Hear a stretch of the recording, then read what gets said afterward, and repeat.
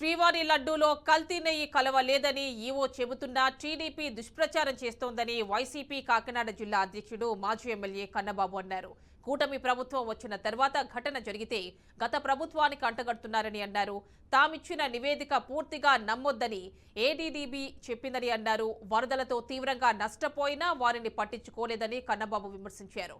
ఇసుక కొరత కారణంగా భవన నిర్మాణ కార్మికులకు పని లేకుండా పోయిందన్నారు. తెలుసు గత కొద్ది రోజుల నుంచి రాష్ట్రంలో జరుగుతున్న రాజకీయ పరిణామాలు. సాక్షాత్తు వెంకటేశ్వర స్వామిని, కలియుగ దైవం వెంకటేశ్వర స్వామిని రాజకీయాల్లోకి లాక్కొచ్చి సాక్షాత్తు ఈ ప్రభుత్వ అధినేతగా ఉండి, ఈ ప్రభుత్వంలో భాగస్వామి అయి ఉండి ఈ ప్రభుత్వాన్ని నడిపిస్తున్న చంద్రబాబే తిరుమల లడ్డూలో వినియోగించే నెయ్యిలో కల్తీ జరిగిందని దానంతట తానే ఒక పెద్ద దుష్ప్రచారానికి తెరతీసింది. అది చాలా పెద్ద దుమారం రేటు.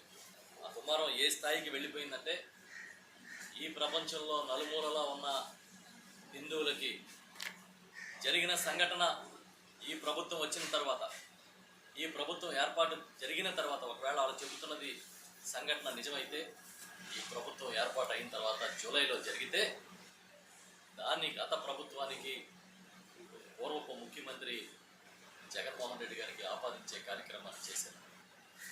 ఎంత రచ్చ చేశారో, ఎన్ని రకాల ప్రచారాలు, దుష్ప్రచారాలు చేశారో మనందరం కళ్ళకు కట్టినట్టుగా చూసాం.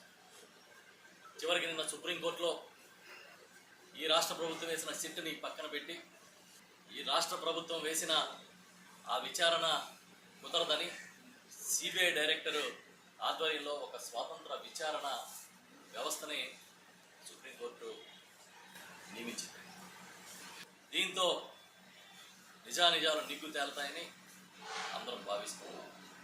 అయినా సరే తెలుగుదేశం పార్టీ, చంద్రబాబు నాయుడు గారు, వారితో కలిసి ప్రయాణం చేస్తున్న వాళ్ళు ఈ దుష్ప్రచారాన్ని